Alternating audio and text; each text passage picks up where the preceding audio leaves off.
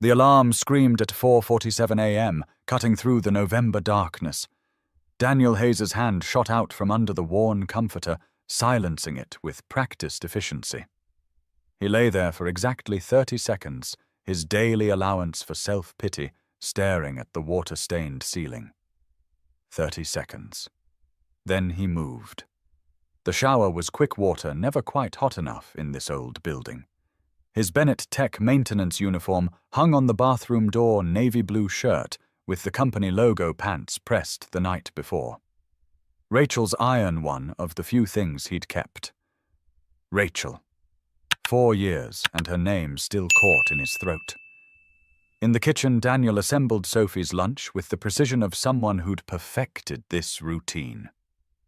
Spider-Man lunchbox PB&J crusts off, apple slices, baby carrots she'd trade for cookies, juice box.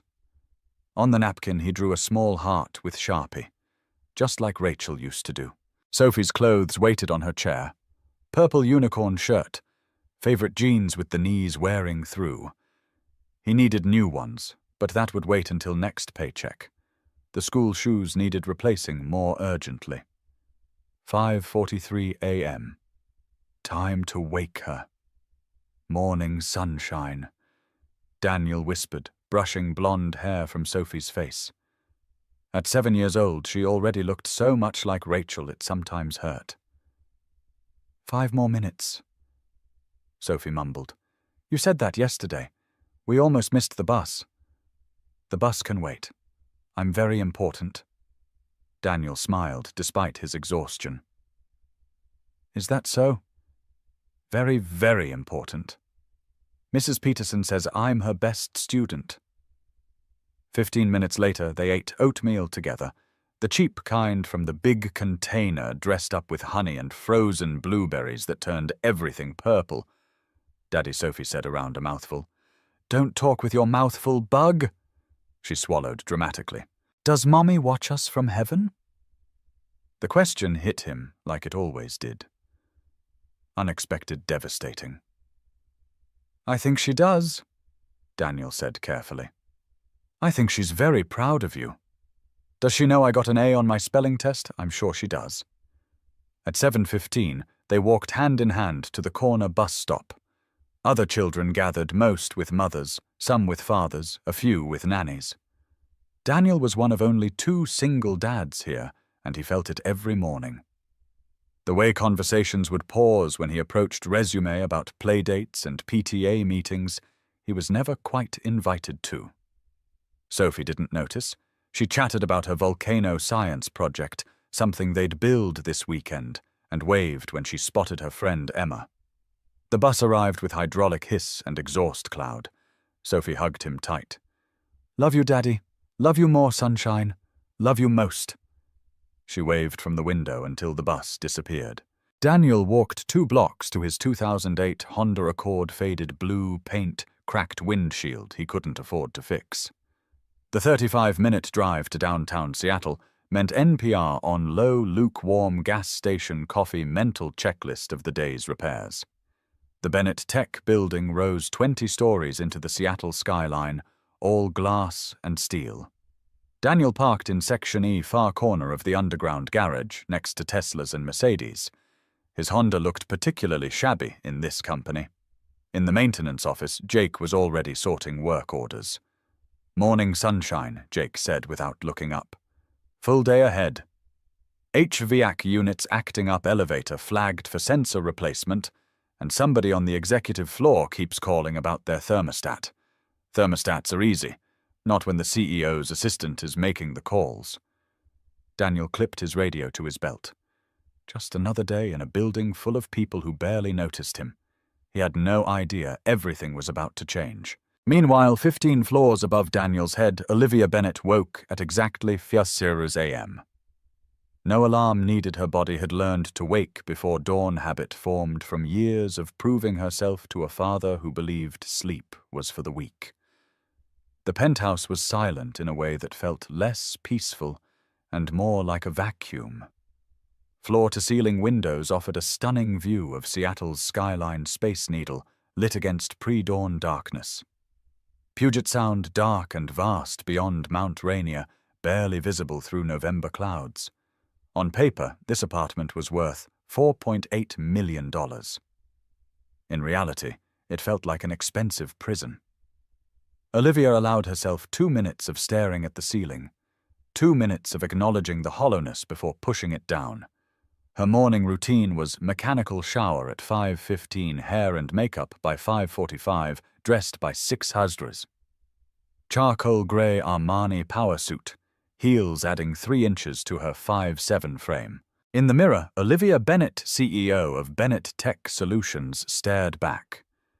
29 years old. Successful by every business metric. Empty by every metric that mattered. The kitchen was stainless steel and unused appliances. Coffee from her $2,000 Italian espresso machine, drunk standing at the counter while reviewing reports on her tablet. Breakfast Greek yogurt straight from the container, eaten while reading emails. By 6:30, she was in her Tesla heading downtown. Vivaldi's Four Seasons played softly what her father always played. The morning commute was planning time, rehearsing meetings, anticipating objections. The parking garage was nearly empty this early. Her reserved spot, O. Bennett CEO, was steps from the private elevator. As she walked across pristine concrete, her heels echoing, she passed maintenance vehicles and that old Honda with the cracked windshield. She didn't give them a second glance. At 2:15 p.m., the board meeting finally ended. Victor Torres, the CFO, had questioned her decisions on 3 projects. She'd won each argument, but the victories felt hollow. The executive floor was quiet as Olivia headed toward her private elevator. Near the elevator bank, a maintenance worker knelt beside an open-panel tools spread around him. Brown hair slightly mussed, wearing the Navy Bennett Tech uniform. Radio crackling on his belt. Olivia barely registered his presence. The elevator doors stood open. She stepped inside, mentally preparing for her next meeting. "Ms. Bennett, wait!" The voice came from behind, urgent. Olivia's finger pressed the button. She glanced back briefly. The maintenance worker was half standing, one hand raised. "The elevator's been flagged for—" The doors closed, cutting off his words. Olivia leaned against the wall, closing her eyes. Just needed a moment of silence. The elevator lurched. Her eyes flew open as the car jerked violently, dropping several feet before catching with horrible grinding. Lights flickered once, twice, then switched to dim yellow emergency lighting. Everything stopped. Olivia's heart pounded in her ears. She moved to the control panel, pressing buttons frantically. Floor 12, floor 13. Door open. Emergency. Nothing. The digital display showed 12.5 stuck between floors. "No, no, no," Olivia breathed. She pulled out her phone. No signal, metal car blocking reception. The walls seemed closer suddenly. Ceiling lower. Air thinner. She was 7 again, locked in the closet while her parents screamed at each other. 3 hours in the dark, crying, banging until her hands hurt. 3 hours before they remembered she existed. Her chest tightened, vision narrowing. Each breath felt like drowning. The intercom crackled. Ms. Bennett male voice. Calm, cutting through her spiral like a lifeline. "Ms. Bennett, can you hear me?" She tried to speak, but only a strangled gasp emerged. "It's Daniel. From maintenance. I see you're stuck between 12 and 13. Maintenance." The worker she'd ignored. I can't. The doors won't." I know Daniel's voice was steady, unhurried. "I'm going to get you out. 5 minutes, maybe less. But I need you to do something first. What desperate willing to do anything. Breathe with me. In for 4 counts. Ready? 1, 2, 3, 4. She tried to follow breath, hitching. Good. Now out for 4. 1, 2, 3, 4. His voice was an anchor. Calm, patient. Again. In for 4. 1, 2, 3, 4. Slowly, impossibly, her breathing steadied. Good. You're doing great. Now tell me something. What's your favorite color? The question was so unexpected her spiraling thoughts caught on it. What, why? Humor me. Favorite color blue. Ocean blue. Ocean blue. That's specific. Got a story there. Through the speaker, she heard him working, tools clicking, but his voice never wavered. My grandmother's beach house, Olivia heard herself say. Summer vacations. The water was peaceful. Sounds perfect. Hold on to that image. Ocean blue, peaceful water. Can you see it? Yes, good. Because in about 30 seconds, these doors are going to open. The elevator jerked. Olivia gasped. That's me, Daniel said calmly. Told you. 5 minutes. The elevator descended smoothly toward floor 12. Olivia gripped her knees, counting seconds. Here we go. Doors opening in 3, 2, 1. The doors slid open with a soft chime. Daniel Hayes stood in the hallway, and for the first time Olivia really looked at him. Taller than she'd realized, maybe 6'1", with sandy brown hair disheveled from work. Maintenance uniform had oil stains on one sleeve, work boots scuffed. But his eyes, blue-gray kind, looked at her with genuine concern, but no pity. He offered his hand to help her over the gap. Olivia took it, warm, calloused, strong, steady in a way that made panic recede. Her legs shook as she stood. Daniel's hand moved to her elbow, supporting without making it seem like weakness. You okay? He asked softly. Olivia nodded, not trusting her voice. That was a sensor malfunction, Daniel said, releasing her gently. Already logged for replacement. Should have been tagged out. My fault for not doing it sooner. Taking responsibility even though she'd ignored his warning. Thank you, Olivia managed. Panic in broken elevators. Most people do. Nothing to be embarrassed about. Making her feel normal, not weak. Your voice helped. The breathing. Daniel smiled, transforming his face. Warm. Genuine. Old paramedic trick. Worked ambulances before this. Talking people down from panic, kind of my specialty. You were a paramedic. About 8 years. Changed careers when my daughter was born. Needed stable hours. Daughter. The information settled into Olivia's mind. That was good of you. Nah, selfish. She's way better company than drunks at 3 a.m. Self-deprecating humor surprised a laugh from Olivia. When was the last time she'd laughed? Footsteps approached Margaret, appearing around the corner, breathless. Ms. Bennett, your 3 o'clock is waiting. Reality crashed back. CEO and maintenance worker standing too close. Olivia stepped back, armor sliding into place. Thank you again, she said, voice cooling to professional tone. I appreciate your assistance. Daniel's expression flickered, but he just nodded. Anytime, Ms. Bennett. He turned back to his tools. Olivia walked toward her office, deliberately not looking back. But she could still feel the warmth of his hand on hers, still hear his voice guiding her breathing, still see that genuine, uncomplicated smile. And for the first time in 3 years, Olivia Bennett felt something stir that wasn't work-related stress. She felt curious. Margaret Chen had worked as executive assistant for 23 years. Very little surprised her.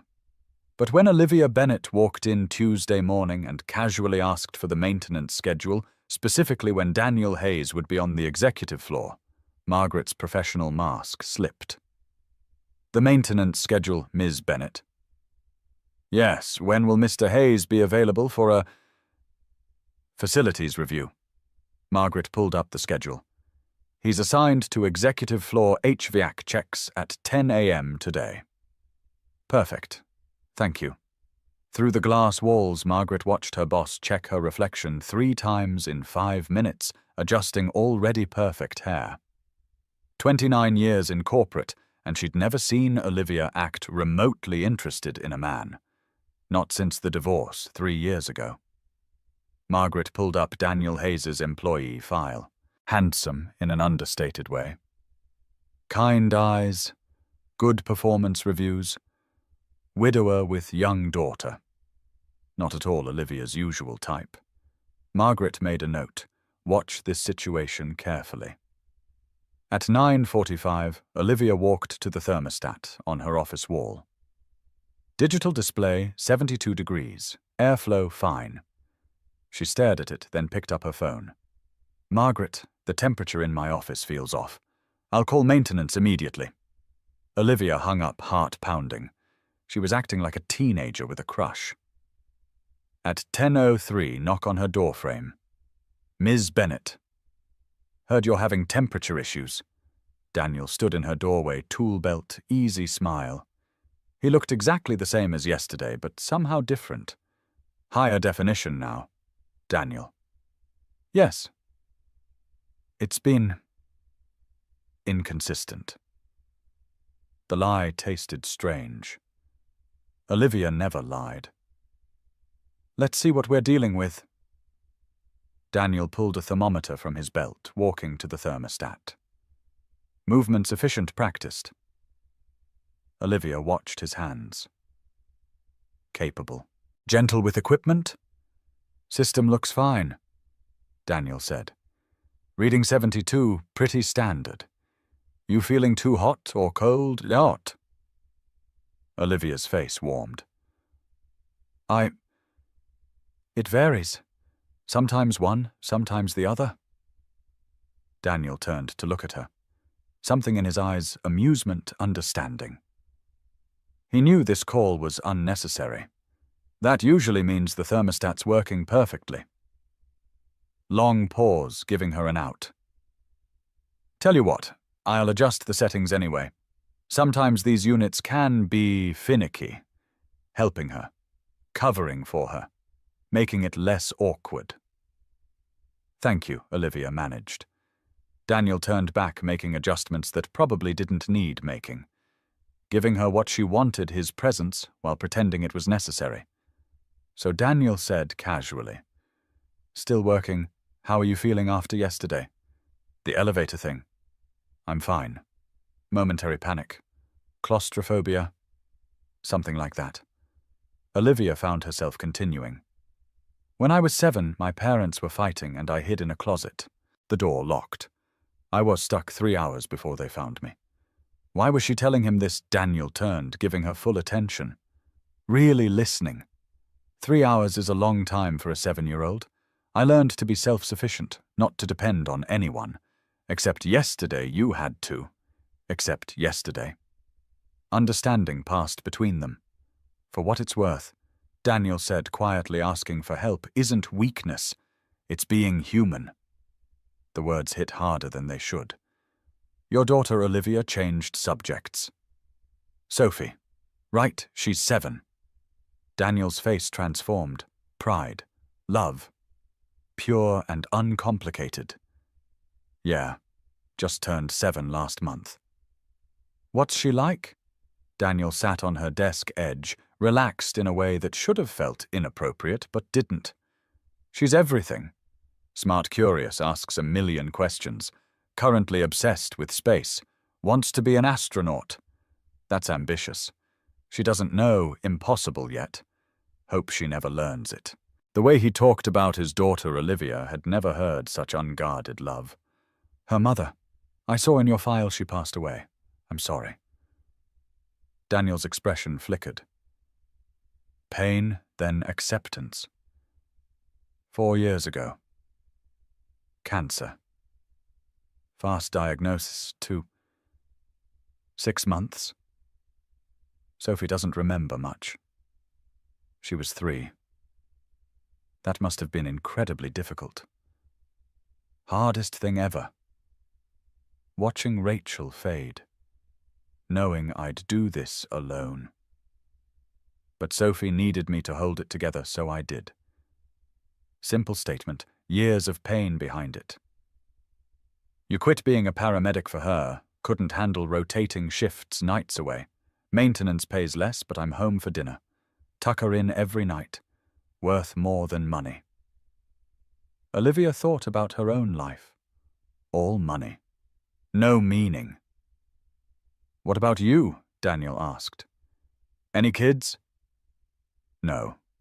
I was married, but it didn't work out. He wanted someone who'd put him first. I wanted someone who wouldn't cheat with my assistant. Bitterness slipped through. Daniel whistled low. Your assistant. That's cold, efficient. They're married now, living in my old house. And you're better off. Or that's what I tell myself. Honesty. When had she last been honest about her feelings? Daniel studied her, seeing through years of armor. Well, he stood packing tools, thermostats all set. Should work perfectly now. Though between you and me, it was working perfectly before. Gentle teasing. No judgment. Olivia couldn't help smiling. I'll try to only call for actual emergencies. Or don't. I mean, fixing things that aren't broken is easier than fixing things that are. Was he flirting? Daniel headed toward the door. Olivia felt sudden panic at him leaving. Daniel! He turned. Yeah, thank you. For yesterday. And for this. Anytime, Miss Bennett. Olivia. You can call me Olivia. His smile widened. Olivia. Okay, then. After he left, Olivia couldn't focus on work. Her office felt different. Warmer, not the temperature. Something else. That evening, Daniel sat in his Honda outside Sophie's elementary school, waiting for dismissal. His phone buzzed. Text from Jake. Dude, did you really rescue the CEO from a stuck elevator office is talking? You okay? Daniel typed. She's fine. Just did my job. But his mind was elsewhere. He kept thinking about Olivia Bennett's face stepping out of that elevator. The vulnerability, the genuine terror she'd tried to hide. And those eyes. Green. Ocean blue was her favorite color, but her eyes were green. The school bell rang. Sophie burst through doors, backpack bouncing, pigtails flying. Daddy! She launched herself at him. Hey, Bug! Good day. The best we learned about planets, and Mrs. Peterson says I have excellent questions. In the car, Sophie chattered. While Daniel navigated to Mrs. Patterson's building. Their elderly neighbor had been a godsend, affordable childcare patients home-cooked meals. How was your day, Daddy? Fine. Fixed some stuff. Did you fix anything important? Daniel thought about Olivia Bennett. CEO, trapped and terrified. About talking her through panic. About the way she'd looked at him saying, thank you, really looked not through him. Yeah, he said softly. I think maybe I did. Wednesday afternoon at 4:15, Daniel's shift ended. He was loading his toolbox into the Honda when he heard heels on concrete. Olivia was walking toward him, still in a power suit tablet underarm. She looked like she belonged in a magazine, not a parking garage. Daniel. Hi. Her voice different. Less CEO, more uncertain. Ms. Ben Olivia. Hi, using her first name felt strange and right. Is this your daughter? She was looking at his car where Sophie sat reading. His daughter heard them talking now, peering out with undisguised curiosity. Yeah. Sophie, come say hello. Sophie unbuckled and hopped out, looking up at Olivia. You're really tall, Sophie announced. Olivia laughed, really laughed. It's the heels. Without them, I'm normal. You smell nice. Like flowers. Thank you. You have pretty hair. Sophie touched her pigtails, pleased. Daddy did it. He's getting better. They used to be crooked, Sophie Daniel said, embarrassed. You do her hair. Olivia asked, something soft in her expression. YouTube tutorials. Harder than it looks. Olivia's eyes held his, imagining him carefully braiding small blonde hair. Are you Daddy's friend? Sophie asked, with childhood bluntness. Olivia looked uncertain. We work in the same building. But do you like him? Think he's nice? Daniel's hand moved to Sophie's shoulder. Gentle warning. I do think he's nice, Olivia said honestly. Very nice. Good. Because he's the best daddy ever. Olivia's expression flickered with something Daniel couldn't read. Soph, we need to get going. Okay. Bye, pretty lady. After Sophie climbed back in. Daniel and Olivia stood in the parking garage, few feet between them, feeling like inches. Sorry about that. She's friendly. Don't apologize. She's wonderful. Olivia meant it. Did you need something? Another thermostat issue? Teasing but gentle. Olivia took a breath, gathering courage. No. I wanted to talk to you. Away from the office. Okay. Waiting. Giving her space. This is going to sound strange. And probably inappropriate. And you can absolutely say no. You're making me nervous. I don't have a husband. The words rushed out. Inelegant. Daniel's brain stuttered. Okay, I'm divorced. 3 years. And I've spent those years telling myself I was better off alone. That relationships were just liabilities. Words coming faster, dam breaking. But then you calmed me down in that elevator. You made me laugh about thermostats. And I saw you with Sophie, and I realized... Her voice cracked. I realized I've been so lonely I forgot what it felt like to want something beyond work. To want someone. Daniel's heart pounded. This couldn't be happening. So I'm asking, probably, stupidly, definitely, unprofessionally. Can I have a date with you? The question hung between them. In his car, Sophie had her face pressed against window, watching with interest. Daniel's mind raced through reasons to say no. She was his boss. She was rich. He was broke. Sophie needed stability. He hadn't dated since Rachel. But he thought about Olivia's smile, the vulnerability in her eyes, the way she'd looked at Sophie with genuine warmth, and Rachel's voice clear in memory. Don't stop living because I stopped living. Olivia, he said carefully, I'm going to be honest. She braced for rejection. I haven't been on a date in 6 years. The last woman I dated, I married. When she died, I gave up on that part of my life. I understand. Let me finish. I gave up because I was scared. Scared of letting Sophie get attached to someone who might leave. Scared of failing at being enough. Rachel's last words haunted him. I'm sorry I'm leaving you alone. But you asking this with your hands shaking, that takes guts. More than I've had in years. Hope flickered in Olivia's eyes. So yes, I'd like dinner with you. But I need you to understand Sophie comes first. Always. If this affects her negatively, I'm done. No second chances. Olivia didn't hesitate. Good. She should be. The immediate answer made Daniel's chest loosen. And I'm broke. I don't care. You drive a Tesla. I drive a 2008 Honda with broken air conditioning. Does it get you where you need to go? Usually. Then it's a good car. She was trying. And people will talk. Your board employees, everyone. The CEO dating the maintenance guy. Let them talk. Easy to say now, I know. But I'm asking anyway. Stubborn. Determined. Real. Daniel made a decision that terrified him. Okay, yes, one dinner. Before he could process what he'd agreed to, Sophie burst from the car. Does this mean you're Daddy's girlfriend? Olivia looked at Daniel helplessly. He knelt to Sophie's level. Bug, we're just going to have dinner. Get to know each other.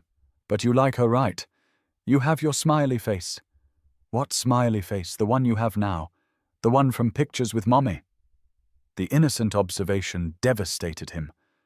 Sophie turned to Olivia, serious beyond her years. If you're going to have dinner with my daddy, promise something. What's that promise you won't make him sad? He's been sad a really long time. Olivia's eyes filled with tears. This child protecting her father. I promise I will try very hard not to make him sad. Good. And also, do you like pizza? Olivia laughed through tears. I do. We're making pizza tonight. You can come. Daddy lets me put olives, even though I don't like them. Sophie Daniel started, but Olivia interrupted. I'd like that. But I should tell you I'm terrible at cooking. Sophie took her hand without hesitation. That's okay. I can teach you. And just like that, Daniel found himself leading the CEO toward his beat-up Honda with his 7-year-old chattering about pizza toppings. His life had just gotten very complicated, but watching Sophie hold Olivia's hand maybe complicated was exactly what he needed. The first official date happened on a Saturday afternoon that felt more like Seattle winter steady drizzle. Grey clouds low over Puget Sound, the kind of day locals called a little misty. Olivia had been nervous all week. Margaret had noticed immediately. You're checking your phone every 5 minutes. That's not like you. I have a thing tomorrow. A thing with the maintenance worker. His name is Daniel. Margaret smiled. I know. Now it was Saturday at 1:45 p.m. and Olivia stood in her walk-in closet, staring at the jeans she'd bought Tuesday. Dark wash. Not too tight. She'd tried them on 3 times paired with different tops, changed her mind repeatedly. This was ridiculous. She ran a multi-million-dollar company. She negotiated with venture capitalists, but she couldn't figure out what to wear. She finally settled on the jeans, simple white t-shirt, leather jacket that was nice but not screaming expensive. Sneakers, hair down instead of up. In the mirror, she barely recognized herself. She looked normal. Her phone buzzed. Daniel outside when you're ready. No rush. Daniel's Honda looked even more beat up in daylight, but when he got out to open her door, his smile made everything else disappear. You look great. I feel like I'm wearing a costume. The jeans' first pair since college. Daniel laughed. They look natural. Nobody would guess. They drove north toward Gasworks Park, one of Seattle's quirky landmarks, where old industrial equipment sat preserved on the waterfront. Hope you don't mind walking, Daniel said as they parked. Not exactly a fancy restaurant, but Dick's Drive-In has the best burgers in Seattle for $4. Thought we'd eat there, then walk the park. This is perfect. And it was. Dick's Drive-In was a Seattle institution, cash only. No frills, just damn good burgers. They ate standing at the counter, rain misting around them. Olivia trying not to drip special sauce on her new jeans. So this is what normal people do, she said between bites. Stand in the rain eating cheap burgers, pretty much. I like it. The walk through Gasworks Park was beautiful despite the weather. Or because of it, the misty rain made everything soft Seattle skyline visible across Lake Union, the old industrial structures rising like steampunk sculptures. They walked and talked. Really talked. So, paramedic, Olivia said. Why'd you choose that? My dad was a firefighter. Grew up around first responders. Liked helping people in crisis. What made you stop? Rachel got pregnant. We'd planned around my schedule, but Sophie came early. Complications. Rachel needed bed rest, and suddenly irregular hours didn't work. Grief flickered across his face. Then the cancer diagnosis. I was taking care of both of them. Called in sick so much, they basically pushed me toward voluntary resignation. Maintenance job came through a friend, regular hours, decent pay. Not what I imagined, but gave me time with them. They reached a viewpoint overlooking the lake. water dark and choppy rain pattering on their jackets. "Do you regret it?" Olivia asked. "No. Immediate. Those last 6 months with Rachel, I was there. Every moment, worth every sacrifice." They sat on a damp bench. Olivia's new sneakers were soaked. Daniel had warned her at mile 2. "Your turn," Daniel said. "CEO at 29. "That's impressive. How'd that happen, family company? My father built it. Expected me to run it. Groomed me from childhood." "Sounds like pressure. Constant. Nothing was ever quite good enough. A in calculus should have been A+. Second biggest account. Should have been biggest. Old pain surfacing. When I finally became CEO, I thought he'd be proud. He said, 'Don't screw it up.' That was my congratulations. Where is he now? Retired in Scottsdale. Plays golf. Criticizes my quarterly earnings every Sunday like clockwork. Do you like being CEO?" The question stopped Olivia cold. No one had ever asked. "I don't know. I never thought about whether I liked it. It was just what I was supposed to do." "That's not really an answer." "I know, but it's the honest one." Daniel's expression was thoughtful. "What would you do if you weren't CEO?" Long pause. "I used to paint watercolors. In college, before my father said it was a waste of time." "Why'd you stop? Because he was right. You can't build an empire with watercolors, but you can build a life." The words settled between them. They walked back as drizzle turned to proper rain, both laughing and running the last 100 yards to his car. Sitting in the Honda rain, drumming on the roof, neither wanted the date to end. "This was nice," Olivia said. "Really nice." "Yeah. Close. Neither moving away. Moment stretching." Daniel's hand reached up, tucking wet hair behind her ear. "Can I kiss you? Please?" His lips on hers, gentle, tentative. Her hands on his chest, feeling heartbeat. Both pulling back after a moment, smiling. "I've wanted to do that since the thermostat. I've wanted you to since the elevator." They kissed again. Longer, feeling like the beginning of something real. By mid-January, they'd settled into a rhythm. 3 dinners a week at Daniel's apartment, Olivia was getting better at cooking under Sophie's patient instruction. Weekend outings to Pike Place Market or the Seattle Aquarium. Phone calls every night after Sophie went to bed, sometimes lasting hours. One Saturday, Olivia found herself at Woodland Park Zoo, walking between a 7-year-old who wouldn't stop asking questions and a man who made her heart race. "Can we see elephants first? And tigers? And penguins?" Sophie bounced, holding both their hands. "We can see everything Olivia promised." At the elephant exhibit, they watched a mother with her baby. "That's like Daddy with me," Sophie observed. "He's the mama and daddy elephant." Daniel looked embarrassed. "Sophie, what you are." Olivia's heart swelled. "He is. You're very lucky." "I know." At the tiger exhibit, Sophie read the information placard aloud, explaining about Siberian tigers with confidence. "You're really smart," Olivia said. "Daddy reads to me every night. Are you going to read to me sometime testing?" Hopeful. Olivia looked at Daniel, who nodded encouragement. "I'd like that. If you want. I want Daddy does voices, but he's not good at princess voices." The penguin feeding was Sophie's favorite. She stood at the glass, watching birds dive and swim, face lit with pure joy. That evening, after Sophie was asleep, Daniel and Olivia talked on the phone, their routine now. "She really likes you," Daniel said. "I really like her. She's incredible. I'm biased, but I agree. The way she talks about Rachel. No resentment, just curiosity. How did you do that? I never let her blame Rachel for dying. Never let her think her mom chose to leave. I kept pictures around, told stories, made sure Sophie knew she was loved. That must have been hard while you were grieving. Some nights I'd read Sophie stories about her mom, then go to my room and fall apart. But Sophie needed to know Rachel was good. Silence. Olivia in awe. You're a really good father. Some days I feel like I'm failing. You're being exactly what she needs. Conversation shifted. Can I ask you something? Daniel said.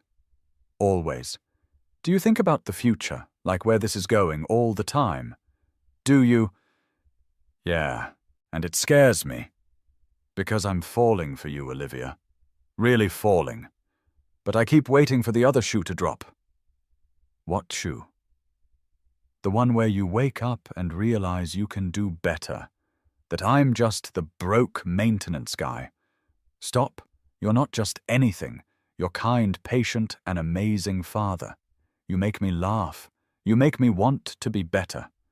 But your world and mine are the same world now. We made them the same. Through the phone, she heard his breathing. I'm falling for you too, Olivia whispered. And yes, it terrifies me. But I don't want to stop. Me neither. Spring was pushing away winter's grey. Daffodils appeared in Seattle parks. Mount Rainier became visible more often through clearing clouds. Olivia and Daniel had been dating nearly 3 months. No official I love you yet, though both felt it. One evening at Daniel's apartment, after Sophie was asleep, Daniel made a confession. I need to tell you something. I'm worried about what my family will think. Your family? My parents? They're flying in next month from Spokane. They want to meet you. That's good. They're good people. But they're working class through and through. My dad was a firefighter for 30 years. Mom worked at Walmart. They're going to have opinions about me dating a CEO. What kind of opinions? That you're out of my league. That this won't last. That rich people don't understand real problems. Olivia absorbed this. She'd been so focused on her world judging them, she hadn't considered his world doing the same. What do you want me to do? Be yourself. But maybe, don't mention the penthouse or the Tesla. Just be Olivia who likes cheap burgers and bad jokes. That is me now. I know. Just warning you, they'll be skeptical. Meeting his parents terrified Olivia more than any board meeting ever had. The whispers started before Olivia was ready. She'd been careful, no public dates at fancy restaurants, no obvious displays at the office. But Seattle's professional community was small, and people talked. Margaret walked into Olivia's office, Monday morning expression, carefully neutral, but eyes concerned. You should see this. She slid her phone across the desk. LinkedIn post from someone in their industry network.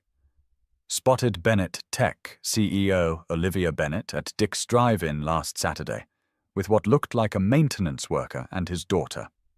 Cute love has no price. CEO life. 347 likes. Dozens of comments. Respect. Love doesn't care about bank accounts. Wait, she's dating an employee. That's a problem. My friend works at Bennett Tech. Says he's a widower, raises his daughter alone. Actually sounds sweet. This is going to end badly. Mark my words. Olivia scrolled through, stomach sinking. It is monitoring, trying to get it removed. The damage is done. Her phone rang. Victor Torres, CFO. My office. Now. Victor's office was sterile, all steel and glass, nothing personal. He stood at his window, not turning, when Olivia entered. I assume you've seen the LinkedIn situation. I'm aware. Then you understand why we're concerned. Concerned about what? That I'm dating someone. Victor turned. Concerned about the optics. The CEO dating an employee from a significantly lower position creates liability. He's not in my reporting chain. He's 3 levels removed. But you could still influence his employment. It's inappropriate. Elizabeth Chen, board member, was also present. She spoke more gently. Olivia, we're not trying to control your personal life, but you need to think about how this looks. How it looks, or how it affects my authority because I'm a woman. Dating down Victor's jaw tightened. This has nothing to do with... It has everything to do with it. If I were a male CEO dating my secretary, you'd congratulate me. But because I'm a woman dating a man who earns less, suddenly it's inappropriate. Elizabeth leaned forward. That's not fair. Isn't it, Victor, you hired your nephew as an intern despite 50 more qualified candidates? Elizabeth, your husband is our corporate lawyer, despite having the third best bid. But I date a maintenance worker, and suddenly there's an emergency meeting. Silence. I'm not ending this relationship to make you comfortable. If that's a problem, vote me out. Victor's expression darkened, but Olivia was already walking out. That evening, Olivia arrived at Daniel's apartment shaking with residual anger. Daniel took one look and pulled her inside. What happened? The board found out. They want me to end it. Maybe you should. Olivia's head snapped up. What? This is affecting your career. Your reputation. I don't want to be the reason. Stop. You're not the reason. They're the reason. Their prejudice, their small-mindedness. But they're right about one thing. I don't fit in your world. Then I'll change my world. The words surprised both of them. Daniel's parents arrived on a Saturday. Jack Hayes was tall, broad-shouldered, weathered from years of firefighting. Patricia was warm but watchful, assessing Olivia immediately. They met at Daniel's apartment. Olivia wore jeans and a simple sweater, her normal person uniform now. Mom, Dad, this is Olivia. Olivia, my parents. Lovely to meet you both, Olivia said, shaking hands. Patricia's handshake was firm. Assessing. Sophie broke the tension. Grandma, Grandpa. Come see my science project. During lunch, Daniel cooked. Olivia helped Patricia watch how Olivia interacted with Sophie. The way she cut Sophie's sandwich without being asked.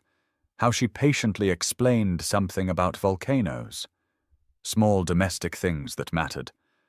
After lunch, while the kids played outside, Jack spoke bluntly. So you're the CEO everyone's talking about. I am. Daniel says you drive a Tesla. I do. Though lately I've been riding in his Honda more often. Why's that? Because I'd rather be with him than driving alone. Patricia studied her. My son's had a hard few years. Losing Rachel nearly broke him. I won't watch him get hurt again. I don't want to hurt him. You say that now, but when your world starts judging him, calling him a gold digger, questioning his motives, will you still think he's worth it? Yes. No hesitation. Jack and Patricia exchanged glances. He's worth everything, Olivia continued. He's the kindest, most genuine person I've ever met. He's an incredible father. He makes me want to be better. And I don't care what anyone thinks about the money difference. You say that now, Jack repeated. But when it gets hard, it's already hard. My board is pushing me to end it. My father calls me an embarrassment. I don't care. I'm choosing Daniel. Patricia's expression softened slightly. What about Sophie, she asked. If this doesn't work out, she gets hurt too. I know. That terrifies me more than anything. But I love her. I'm already attached. If Daniel and I ended, I'd fight to stay in her life anyway. You love her. Patricia's voice softened. Yes, she's wonderful. Smart, funny kind, just like her father. The mothers locked eyes. Understanding passed between them. That evening, as Jack and Patricia prepared to leave, Patricia pulled Olivia aside. I was wrong about you. I thought you'd be cold corporate. But you look at my son the way Rachel did. Like he's your whole world. He is. Then you have my blessing. But if you hurt him, you'll hunt me down. I understand. Patricia smiled. We'll get along fine.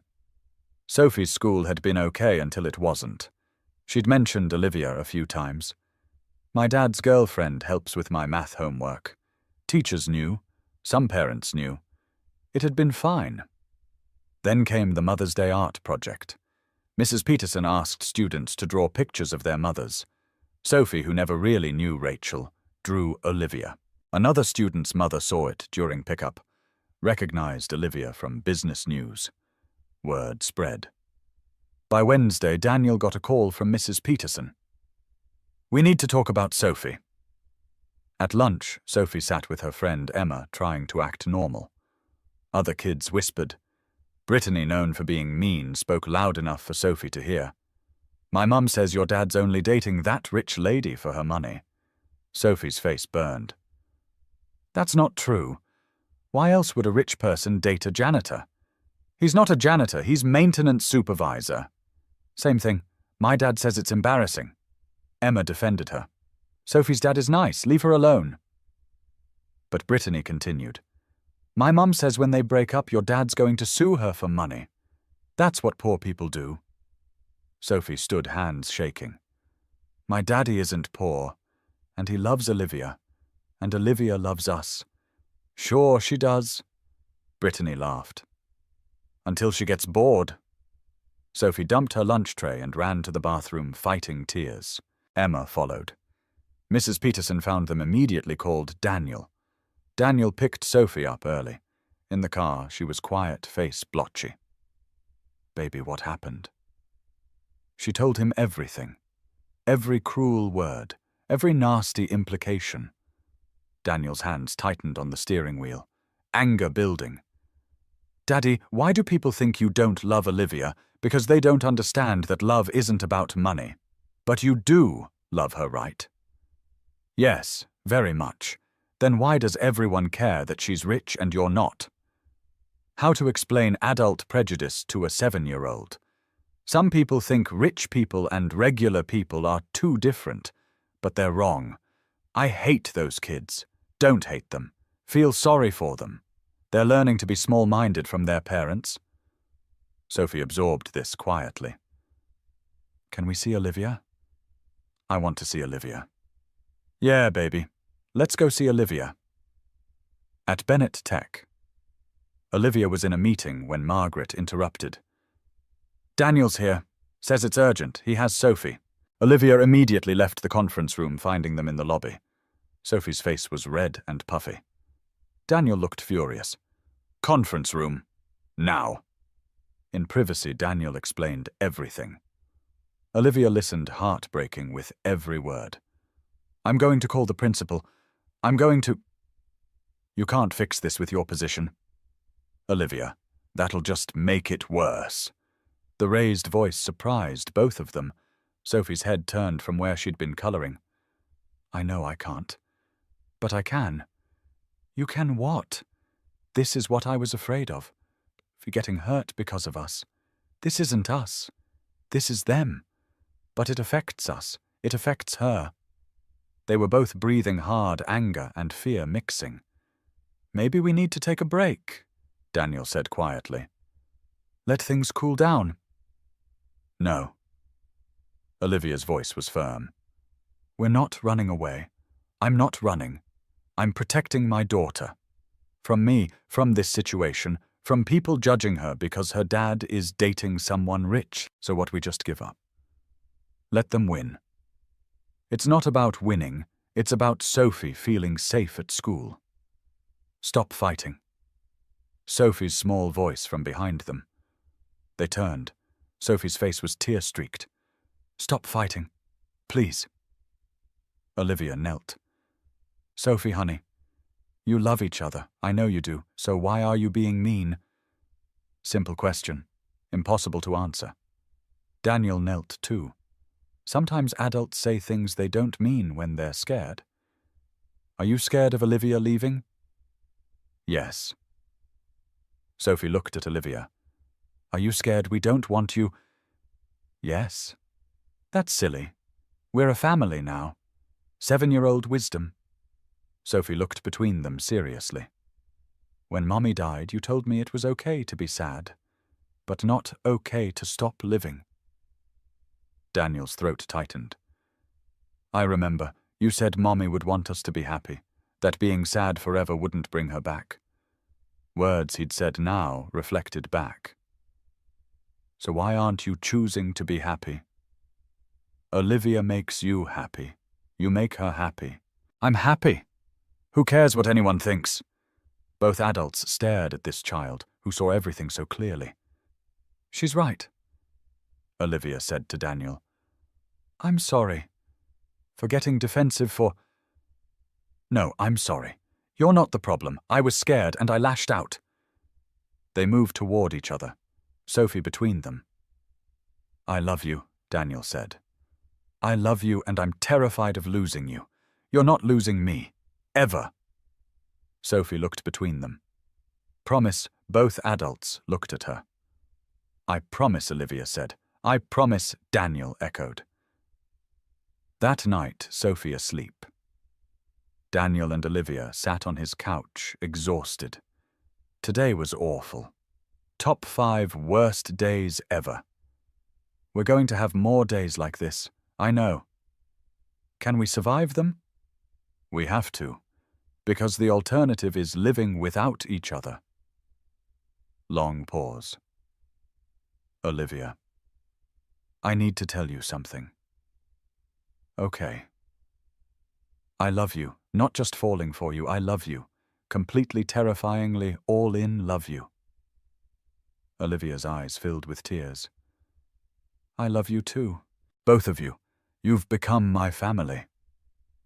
They held each other on that old couch, 2 people choosing each other despite everything. And somehow that choice felt like the strongest thing they'd ever done. The school situation didn't magically resolve. Parents still whispered. Some kids still said cruel things, though Mrs. Peterson cracked down hard on bullying. But something had shifted. Sophie stopped trying to hide. She talked proudly about Mom Olivia, as she'd started calling her differentiating from Mom Rachel. When kids made comments, she'd respond with calm certainty. My dad and Olivia love each other. That's all that matters. The bullies eventually moved on to easier targets. Olivia, meanwhile, found herself at a crossroads. The board tension hadn't eased. Victor Torres continued pushing for a fraternization policy that everyone knew was aimed at her relationship.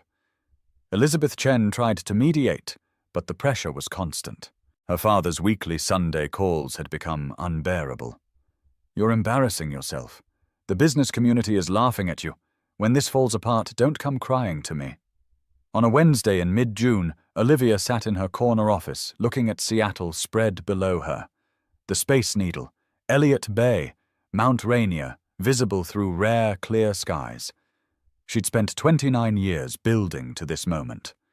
CEO by 29, successful by every metric her father valued, and she'd never been more miserable. Margaret knocked, entering with coffee. You've been staring out that window for 20 minutes. That's not like you. I'm thinking about quitting. Margaret sat down carefully. Quitting what exactly? This. All of it. CEO the board battles the endless proving myself. I'm tired, Margaret. What would you do instead, I don't know. Something real. Something that matters beyond quarterly profits. Margaret studied her. This is about more than the board pressure, isn't it? Daniel asked me last week what I'd do if I wasn't CEO. I couldn't answer, because I've never let myself imagine anything else. And now I imagine spending mornings with Sophie, helping with homework, being present for her life instead of squeezing her in between conference calls. I imagine time with Daniel that isn't stolen minutes between meetings. I imagine building something that actually helps people, like what affordable housing, community development, using my business skills for something that matters. Margaret smiled. That sounds wonderful. My father will disown me. Your father disowned you emotionally years ago. You just haven't accepted it. The truth hit Olivia like cold water. What if I'm making a mistake? What if you're not? Olivia, I've worked for 3 CEOs. You're the best, most capable, most successful. You're also the unhappiest. If this job is making you miserable, why stay? Because I'm supposed to. Because I fought so hard to get here. Sunk cost fallacy. You've spent years building something you don't actually want. Olivia looked at her assistant. Her friend, really. When did you get so wise? I've been wise. You just started listening. That night, Olivia arrived at Daniel's apartment with Thai takeout and a serious expression. After Sophie went to bed, she told him her decision. "I'm going to step down as CEO." Daniel's fork stopped halfway to his mouth. "What? No. Olivia, don't do that for me. I'm not doing it for you. I'm doing it for me." She took his hands. "You asked me months ago if I liked being CEO. The answer was no. I don't. I do it because I'm supposed to. Because my father expected it. Because I didn't know what else to do. But it's your company. It was my father's company. I've been maintaining his legacy, not building my own life." Voice strengthening. "I'm going to transition to chairman of the board. Still involved strategically, but not running daily operations. That'll free me to build something I actually care about.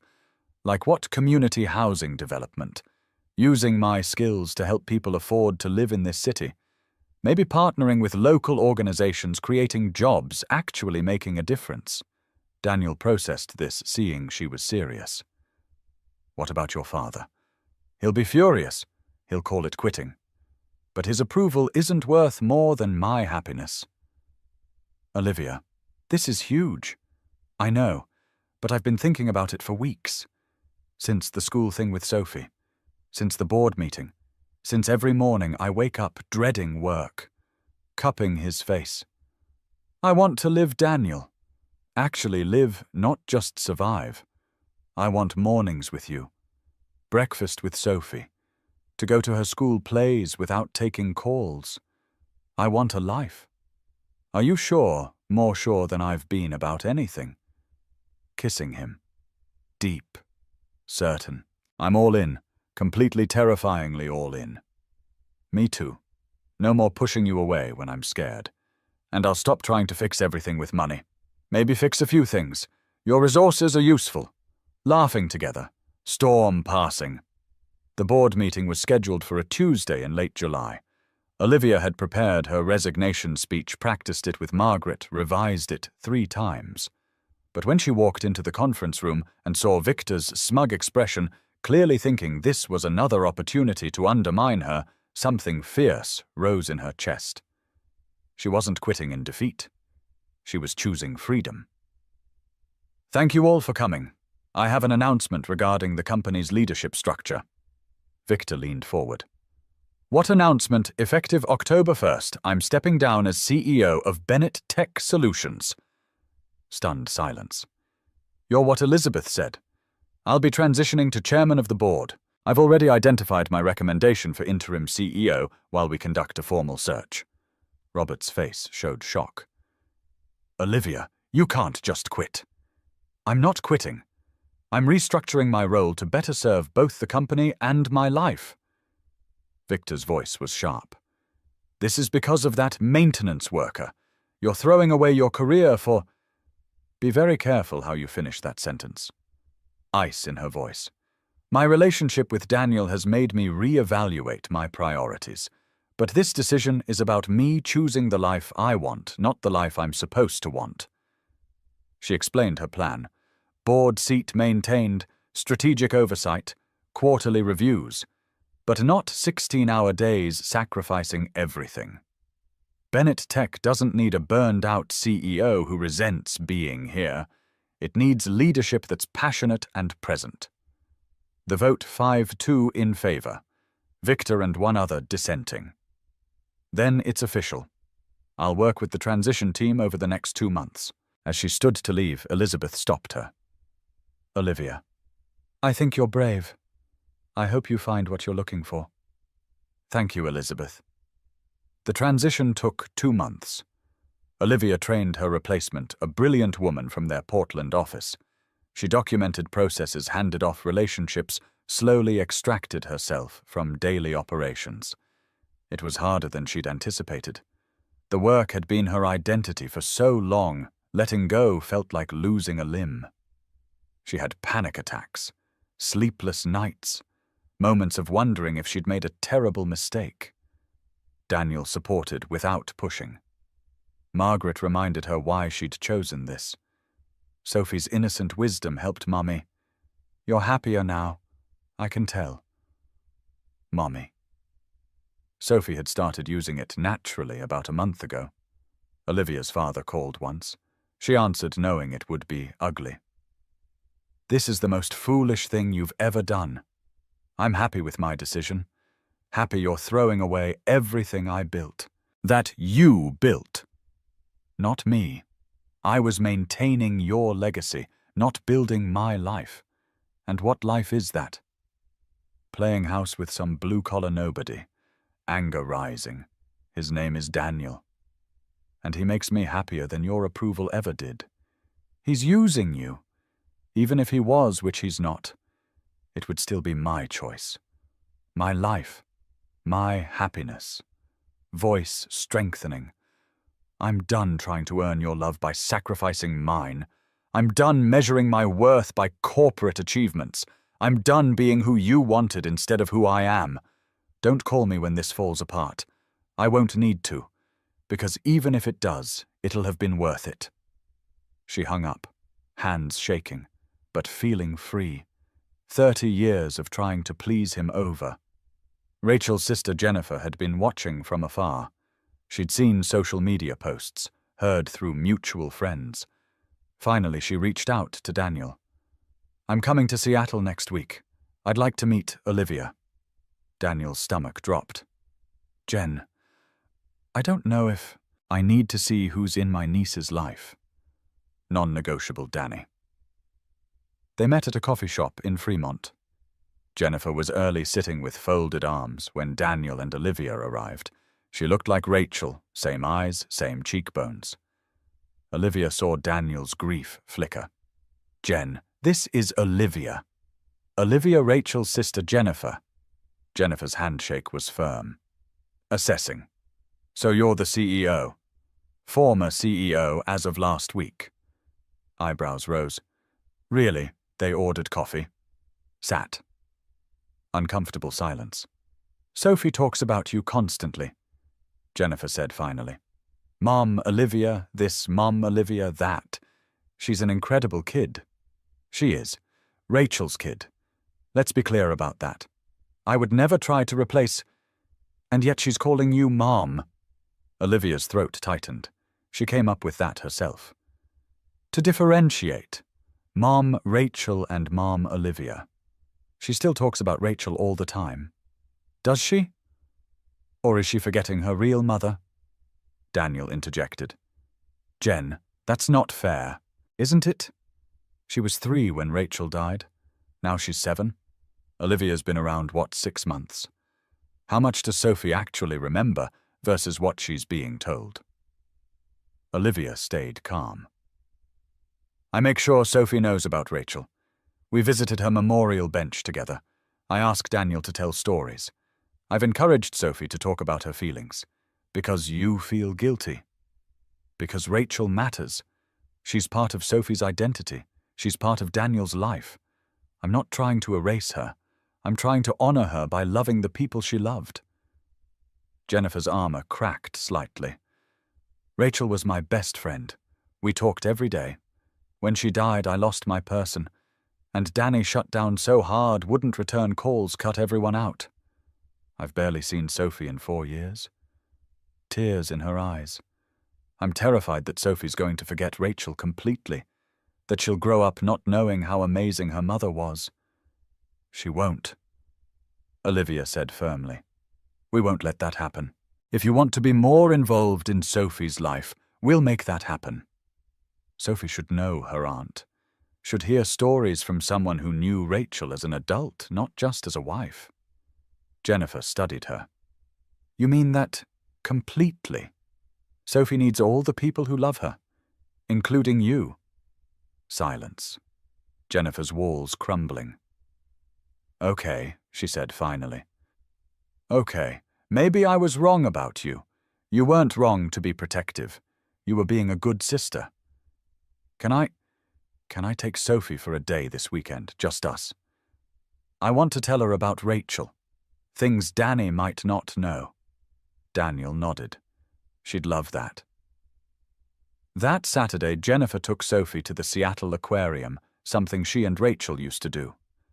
"Your mum loved jellyfish," Jennifer told Sophie. She'd stand at the jellyfish tank for an hour just watching them float. "Mom Olivia likes jellyfish too. We went last month." "Yeah, what else does she like?" "She likes when I draw pictures, and she's learning to braid my hair. And she helps with my homework, even though math is hard for her." Jennifer smiled. "What do you remember about your mom?" Rachel, Sophie thought hard, her voice singing, and she smelled like cookies. And she was warm. Like when she hugged me, I felt really safe. You were safe. She loved you so much. "I know," Daddy tells me, and Mom Olivia tells me. "How do you feel about having two mums?" "I feel lucky. Not many kids get two mums. Most kids only get one, but I got two mums who both love me a lot." Child logic. Perfect wisdom. That evening, Jennifer returned Sophie and stayed for dinner, watching Olivia and Daniel cook together their easy rhythm. How Olivia naturally anticipated what Sophie needed. The way Daniel looked at Olivia like she was his whole world. Before leaving, Jennifer pulled Olivia aside. "I was wrong about you. Rachel would have liked you. Actually, she probably would have loved you because you're making Danny happy again.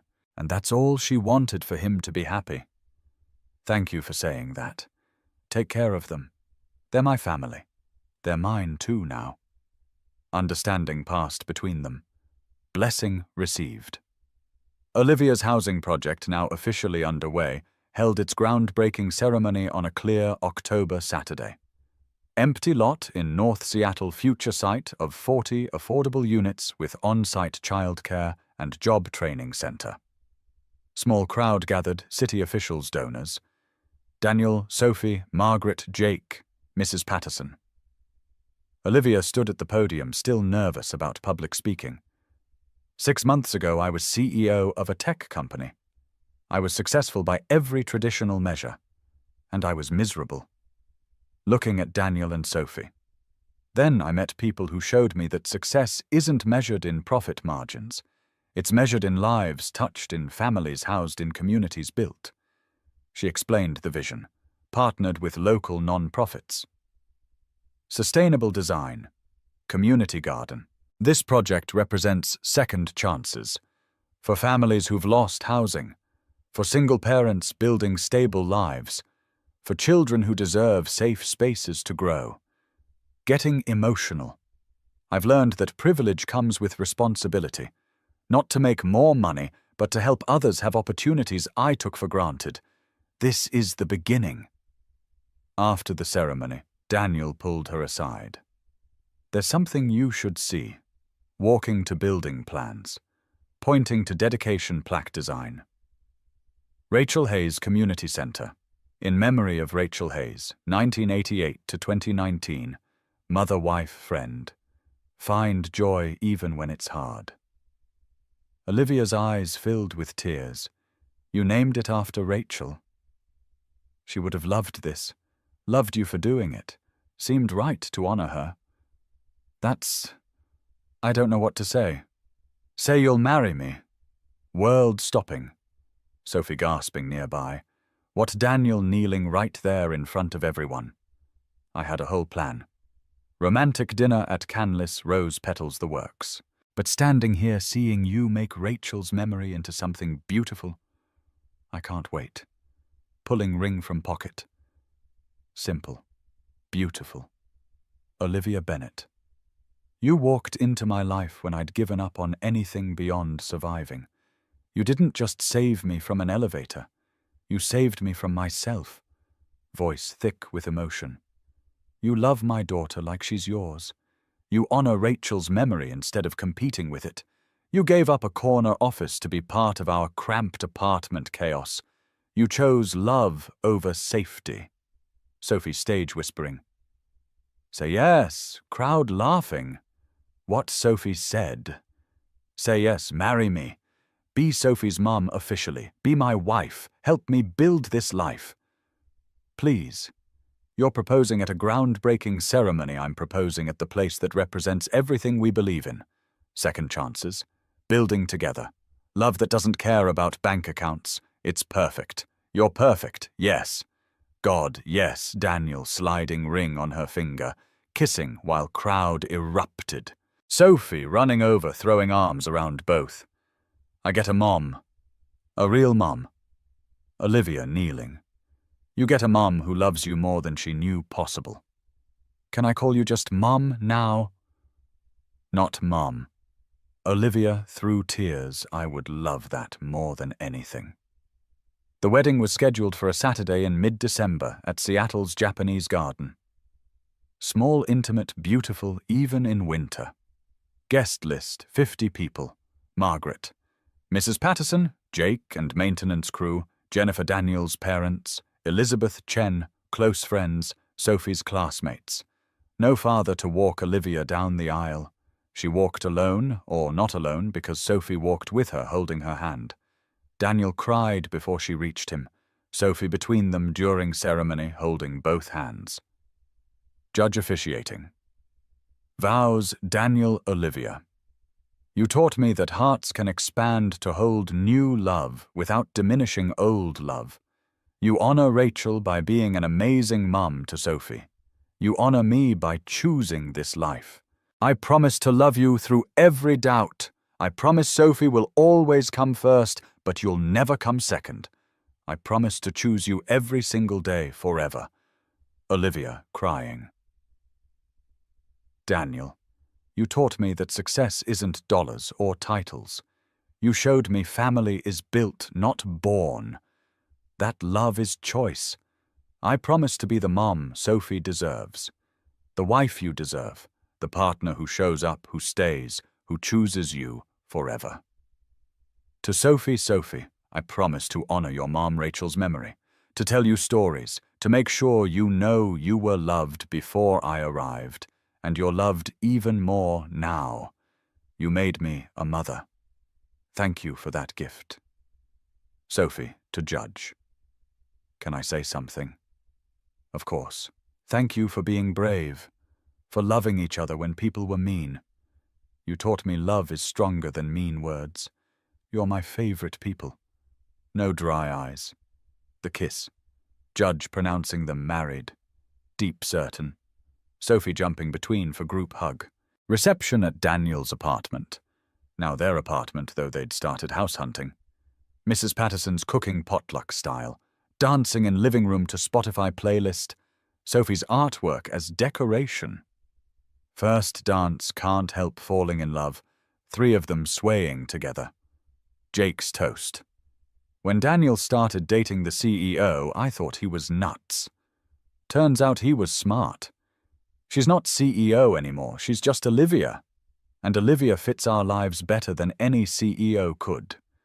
To finding where you belong? To finding where you belong. Evening, ending with Sophie falling asleep mid-party on couch. Daniel carrying her to bed.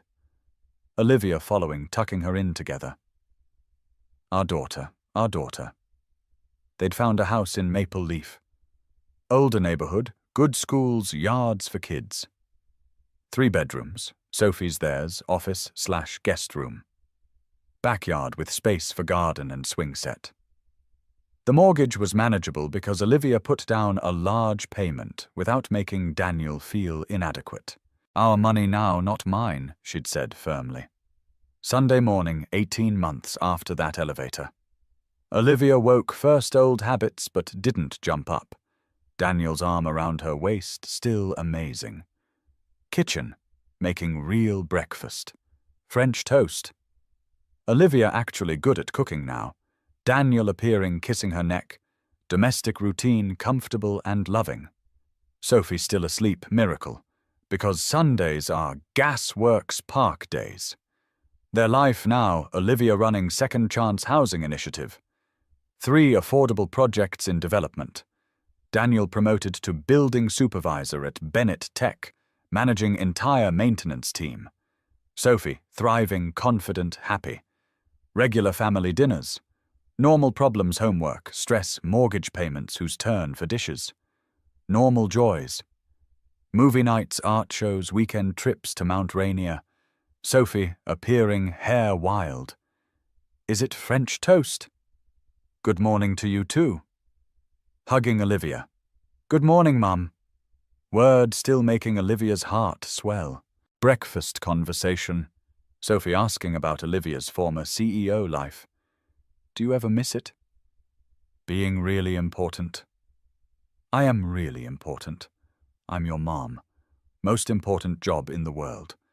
But you used to be in charge of a whole company. I was in charge of a company but not in charge of my life. Now I am. I choose how I spend my time, who I spend it with. That's real power. Plus she's helping more people now. Daniel added. We're helping more people. Partnership. Gasworks Park, their Sunday spot. Walking together. Sophie running ahead. Reaching familiar bench overlooking Lake Union. Plaque in memory of Rachel Hayes, forever loved, never forgotten. Annual ritual, sitting together, Sophie between parents. Hi, Mum Rachel. I brought pictures. Their language, Mum Rachel versus Mom. Both honored. School photos from backpack placed by plaque. I got Student of the Month. Mrs. Peterson says I'm really good at science. Mum's been helping me with projects. Daniel too, bench to Rachel's memory. She's amazing, Rach. Smart, kind, curious. You'd be so proud. Olivia, comfortable speaking now. I hope I'm doing okay. Being her mom. Sometimes I wonder what you'd do. I hope I'm honoring you by loving her so much. Daniel's hand squeezed hers. Mom, you're a great mom. Mom Rachel would think so too. Child certainty absolute. They talked about Rachel's memories, voice singing, smell like cookies, feeling safe. I feel safe with you too, Mom. Highest compliment possible. Sophie's question. Do you think Mom Rachel knows about you? From heaven, I think she does. I think she's happy you have someone who loves you as much as she did. And she's not jealous. Love doesn't work that way. Your Mum Rachel loved you so much she'd want you to have all the love possible. I'm lucky. Most kids get one mum. I got two. Evening. After dinner. Sophie doing homework, Daniel washing dishes, Olivia drying. Domestic rhythm perfected over 18 months. I need to tell you something, Olivia said. Everything okay? Everything's perfect. Actually, maybe too perfect. What does that mean, I'm pregnant? Wooden plate dropping into sink. Sophie's pencil freezing. You're... What? 8 weeks. Found out this morning. Wanted to tell you together. Sophie launching herself at Olivia, squealing. I'm going to be a big sister. Can we get bunk beds? Boy or girl, can I name them? Olivia laughing. We have time to figure all that out. Looking at Daniel, still speechless. Daniel, say something. I didn't think... After Rachel, I thought Sophie would be my only... I know this is unexpected. Interrupting, pulling her close. I'm happy. So happy, just overwhelmed. Good overwhelmed. 3 of them together, soon to be 4. Sophie's hand on Olivia's stomach. Hi, baby. I'm your big sister. I'm going to teach you everything. Even my terrible jokes, Daniel added. Daddy, no. They're really not good. Laughter. Joy. Anticipation. Baby Emma Hayes arrived on a snowy February morning. 7 pounds, 3 ounces. Dark hair like Daniel, green eyes like Olivia. Sophie was at the hospital within hours, still in her school uniform, bouncing with excitement. Can I hold her? Can I please? Daniel showed her how to support Emma's head, and Sophie stared at her baby sister with pure wonder. She's so tiny. Was I this tiny? Even tinier, Daniel said. You were early. Mum, she has your eyes. Olivia's heart swelled. Sophie called her Mom naturally now. No more Mom, Olivia. She has your dad's hair. She's perfect. 6 weeks later, late March, Emma sleeping in her bassinet. Sophie at school, Daniel at work. Olivia alone in their house holding this tiny human who'd somehow made their family complete. The doorbell rang. Olivia answered carefully, Emma in her arms. Margaret stood there holding flowers and a casserole. "I told you I'd bring dinner for the first month. You don't have to." "Yes, I do. Your family." Inside, Margaret met Emma properly cooing over her while Olivia made tea. "How does it feel?" Margaret asked. "Being a mum to a newborn." "Terrifying. Exhausting. Perfect. And Sophie, best big sister ever." She sings to Emma every morning before school. They sat together, comfortable silence. Then Margaret said, "I'm proud of you, Olivia." "For what?" "For having the courage to walk away from everything you thought you wanted. For choosing this life. It was the right choice. I know. But it took bravery. Your father hasn't met Emma. Won't answer my calls. I sent pictures anyway, maybe someday. And if not, then Emma has Daniel's parents. Jennifer, Mrs. Patterson, Jake, our community. Family isn't just blood." Margaret smiled. "No, it's not." Rachel Hayes Community Center officially opened on a warm May afternoon. 40 affordable housing units, on-site childcare, job training center, community garden, thriving. Everything Olivia had envisioned. The ceremony was bigger this time, city officials, donors, media. But Olivia only saw her family in the front row. Daniel holding Emma Sophie beside him, both beaming with pride. At the podium, Olivia spoke about second chances, about Rachel Hayes' legacy, about building something that mattered. "This center represents what I've learned over the past 2 years, that home isn't about expensive addresses or corner offices. It's about the people who choose you, the people who stay." Looking at Daniel, "It's about finding where you belong and building that place together." After the ceremony, as they toured the completed building, Sophie asked to see the dedication plaque. Rachel Hayes Community Center, in memory of Rachel Hayes, 1988 to 2019, mother, wife, friend, find joy even when it's hard. Below a newer edition, funded by the Bennett Hayes Family Foundation building, second chances honoring first loves. Daniel's eyes filled with tears reading it. Sophie held his hand. "Mom, Rachel would be happy, right?" "Yeah, Bug. She'd be really happy." That evening, all 4 of them in their backyard. Sophie pushing Emma on the baby swing, Daniel grilling burgers. Olivia in the garden pulling weeds dirt under her fingernails would have horrified CEO Olivia, but delighted this version. The sun was setting, painting Seattle sky in oranges and pinks. Mount Rainier visible in the distance. The mountain is out, as locals said. Daniel called everyone to the patio table. Burgers, potato salad, corn on the cob. Simple food. Perfect company. Sophie said grace something she'd started doing recently. "Thank you for our family. For baby Emma. For Mom and Dad. For Mom Rachel watching from heaven. For this food. Amen." "Amen," everyone echoed.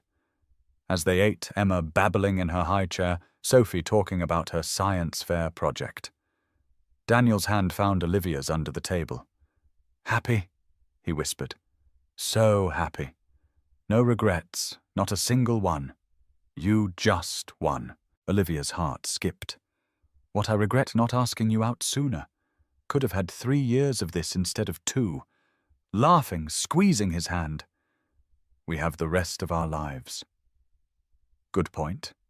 Later, Sophie and Emma in bed, Daniel and Olivia on their back porch, new ritual replacing his old apartment couch. 2 years ago, Olivia said I was trapped in an elevator having a panic attack, thinking my life was over. And now I know it was just beginning. The elevator had to break me open. Daniel pulled her close. Poetic. I'm allowed to be poetic. I'm happy. Happy people get poetic. Are you happy? Really ecstatically, exhaustedly, perfectly happy. They sat in comfortable silence, listening to Seattle night sounds, distant traffic, neighbors' wind chimes. Emma's white noise machine through the monitor. You know what I love most about our life? Olivia said. What? It's messy. Sophie sometimes fails tests. The house needs repairs. We argue about whose turn for dishes. We're normal. We're real. We're imperfectly perfect. I spent 30 years chasing perfection. Never realized perfect is boring. This is better. This is everything. Inside, Emma began fussing. Both parents moved automatically, 2 years of teamwork making the response instinctive. In Emma's nursery, Olivia picked up their daughter while Daniel checked the diaper. Tag team perfected. Sophie appeared in doorway, rubbing eyes. Is Emma okay? Just needed a change. Go back to bed, Bug. Can I stay? Just for a minute. Come here. All 4 of them in the small nursery. Emma content now, gurgling at her family.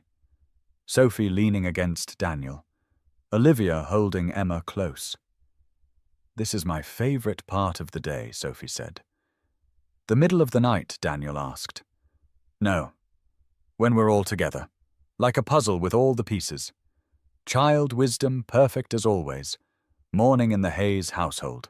Olivia woke to sunlight streaming through windows, and Sophie's voice. Mom, Dad, Emma's awake, and she's trying to crawl. Both parents bolted from bed, racing to the nursery. Emma, 6 months old now, was on her stomach, rocking back and forth, determined to move forward. She's doing it, Sophie squealed. Emma lurched forward, almost not quite collapsing with frustrated cry. Come on, baby girl. Olivia encouraged, crouching beside her. You can do it. Daniel filmed on his phone, memory keeper of the family. Another lurch. Another almost. Then Emma moved forward, one tiny crawl face lighting up with triumph. She did it. Did you see? All celebrating Emma's milestone, Sophie most enthusiastically.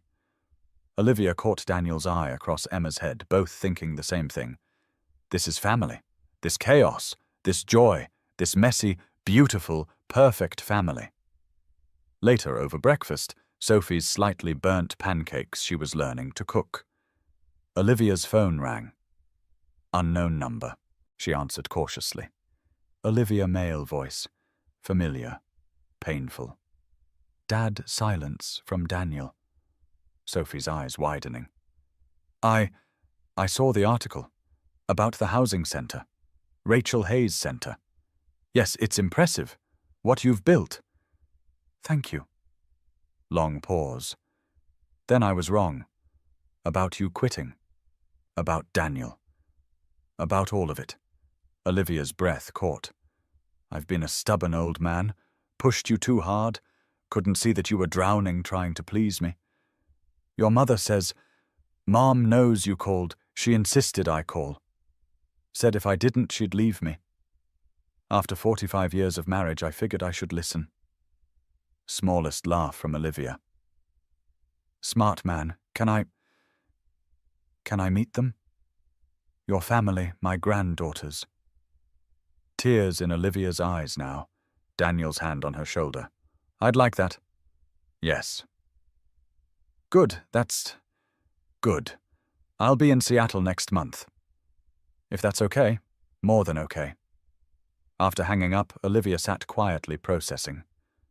Sophie asked, That was Grandpa, yes. The mean one who didn't like Daddy. He's not mean, just stubborn.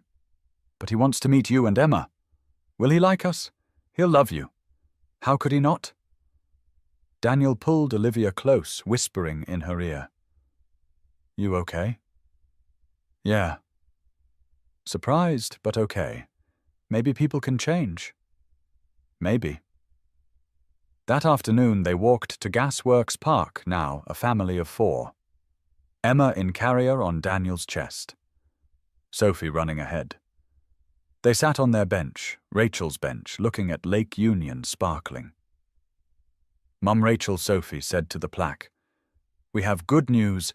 Baby Emma crawled today, and Grandpa called. And Mum's housing project is helping lots of families." To the air, to Rachel's memory, Olivia added, "Thank you, for Daniel, for Sophie, for teaching them to choose joy. I promise to keep teaching Sophie about you, and Emma will know you too."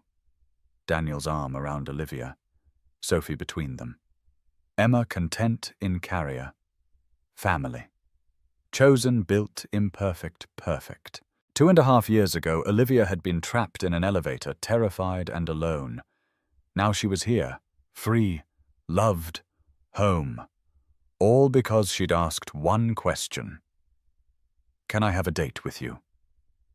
And Daniel Hayes, single dad, maintenance worker, beautiful human, had said yes. Friends, if this story reminded you that love has nothing to do with bank accounts and everything to do with choosing each other, we'd love for you to be part of our community. Hit that subscribe button right now and join our channel where we celebrate love that breaks all the rules and families that are built on courage, not convenience. If this moment moved you, if you felt something shift in your heart, watching Olivia and Daniel choose love over status, click that like button. Your support helps us bring more stories like this to people who need to remember that second chances are real, that broken doesn't mean finished, and that sometimes the bravest thing you can do is walk up to someone and say, "I don't have a husband. Can I have a date with you?" Share this video with someone who needs to hear it. Maybe they're struggling with what other people think. Maybe they're afraid to ask for what they want. Maybe they just need to be reminded that love is always worth the risk. Drop a comment below and tell us, what's the bravest thing you've ever done for love? We read every single comment, and your stories inspire us to keep creating content that matters. Because sometimes that person, the one who seems impossible, the one who doesn't fit your world, is exactly the person who changes your entire world. Thanks for watching. We'll see you in the next one.